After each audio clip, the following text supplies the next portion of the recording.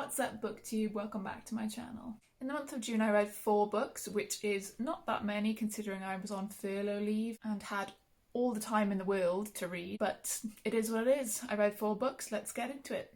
The first book I read in June was The Binding by Bridget.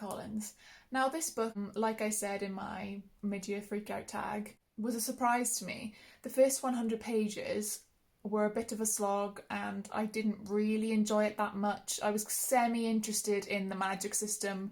It's about books. It's kind of Sorcery of Thorn's vibe in terms of books are magical. But after the first 100 pages, it really picked up and I couldn't put it down after that. I finished the last 300 pages in one day. The main character is Emmett Farmer and he is a farmer. He's just a peasant working the fields, trying to help his family earn a living and stay alive, survive somehow. And he goes to be an apprentice bookbinder far away with an old lady who is a master bookbinder. Now in this world, books are seen as taboo. Basically, a bookbinder takes a person's memory from their brain and puts it into a book instead. So in this book, books are memories. And I really like this idea because you don't get many stories about books, despite us all loving books and fantasy. Other books that are about books, I'd say Sorcery of Thorns by Margaret Rogerson and Inkheart by Cornelia Funk. But yeah, like I said, Emmett goes to be an apprentice bookbinder and it's sort of the whole story kind of stems from there and the mystery around books being memories, and the lady who's the master bookbinder has a vault full of these books and she is very particular about the way she binds, and there's more modern people who have turned the trade into sort of more of a money-making scheme and they don't respect the books, they don't respect people. There's a bit of back and forth between the modern and the old ways of doing it. The love story in here is very good, and also some of the characters I absolutely hated. To me that's a good thing, because I'd rather a character make me feel something than feel nothing. But some of these characters,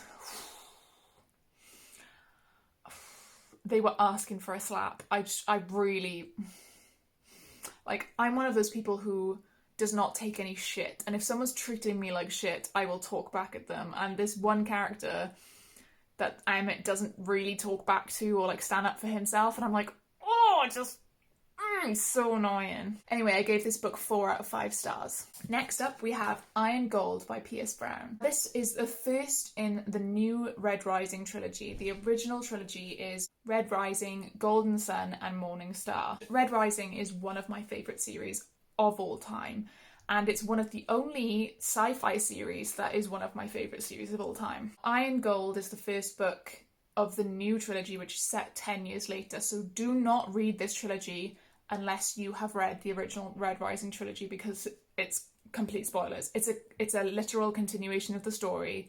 You should not read this before you've read the first Red Rising trilogy. In this book we get introduced to 3 more perspectives, whereas in the original trilogy you only get the main character's perspective. I really enjoyed 2 out of the 3 of the new perspectives. I won't say who they are just in case it's it's a minor spoiler. It's not really that bad, but I like to go into books not knowing anything. I like to not know who is going to be there. Like, if it was me, I wouldn't want to know. This book was really sort of a setup for the sequel, which is Dark Age, and I could really tell that it was a setup, so I did only end up giving it 4 out of 5 stars, whereas the original trilogy I tended to just 5-star them all because they were that fucking good. I gave this 4 stars because it did feel a little bit drawn out and it didn't feel like a lot of action was happening, which I am used to in the original trilogy. If you are interested in reading, the original Red Rising series is about our main character called Darrow. He lives in the mines on Mars, and in this world there is a colour caste system.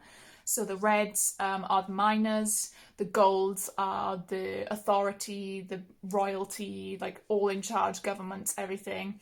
And then there's all in between, so like yellows are doctors, oranges are mechanics. So the premise is that Darrow infiltrates the golds and tries to take them down from the inside. That's as much as you need to know. I accidentally told my boyfriend a minor spoiler for the first book before he went in, and he went in thinking that was the end of the book when it happens like 30 pages in. Please, please, please pick up Red Rising by Pierce Brown. You will not regret it. Next up, we have Dark Age by Pierce Brown. And look at that. This is the Illumicrate special edition. Dark Age picks up exactly where Iron Gold left off. There was a lot more action in this book. There was another perspective, an additional perspective, which I really, really enjoyed. I can't really say too much more without spoiling the whole series or even spoiling Iron Gold, but this book just upped the ante in every single way, and I gave this 5 stars. Look how thick it is. Jesus Christ. I will say that I listened to Iron Gold and Dark Age on audiobook. I would highly, highly recommend listening to the audiobooks, even if it's upon a reread, because the narrator, Tim Gerard Reynolds, is extremely, extremely good, especially in the original trilogy where it's just him. In the newer series, the narrators do swap between Iron Gold and Dark Age for 2 of the perspectives, which I was not happy about. I did not like the new narrators in this book compared to Iron Gold, but you know, we get on with it. It's still a fucking amazing book, fucking amazing story, and it's an absolute wild ride. Lastly, I read Fortune Fay Academy by... fuck knows. Oh, you're like, where's my fucking phone? It's right there. Now this is pretty much just fairy smut. It's like a reverse harem, sexy, hate to love, fairy trash, and I just needed it to get out of my slump. And there's not really much else I can say. I gave it 3 stars. It was fine. It's basically just the kind of stuff I like to read when I'm reading Hermione fanfic as well. Fanfic where Hermione is the main character and she has like all these wizards fawning over her. Like, that's kind of the shit I'm into. So, oh, and it was in a mega verse fic as well. Well, it's not a fic, it's a fucking book. And it was free on Kindle Unlimited, so don't judge me. Anyway, that's it for my June wrap up. Hopefully I'll see you guys again in another video. Bye!